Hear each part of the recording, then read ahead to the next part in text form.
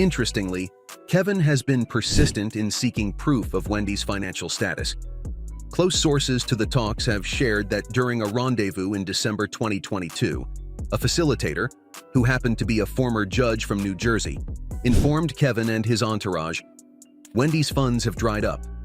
These conciliation attempts addressed Kevin's assertion that he was due a payout as per their divorce agreement. Despite the judge's formal announcement about Wendy's financial plight, Kevin was adamant that no tangible evidence had been presented to substantiate the claim that Wendy was bankrupt. His point of contention? When Wendy's bank initially initiated guardianship proceedings, her Wells Fargo accounts were brimming with cash.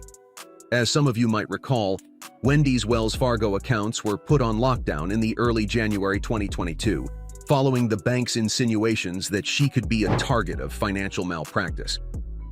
I distinctly remember Wendy expressing her frustration at being unable to access her own money. So, let's break this down. Wendy's Wells Fargo bank accounts were locked up, right? And Kevin states that Wendy went broke in under a year. Yet, according to him, this doesn't quite add up. It's thought that Wells Fargo, rather than Wendy, hit the pause button on the payments going to Kevin, payments that were settled in their divorce agreement. The guardian stepped in and kept the payments on hold. Now, Kevin argues that Wendy had sufficient funds at the time of their divorce to pay him a lump sum. He also believes that even under guardianship, Wendy had more than enough to settle his payment. He's now calling for an end to this, demanding full access to all financial records and the resumption of his alimony payments. Here's where it gets interesting.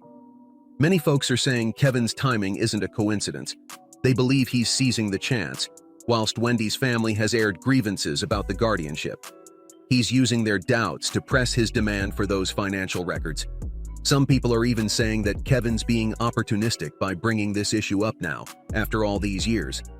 There's no denying that this high-profile divorce has been anything but smooth sailing for either party involved.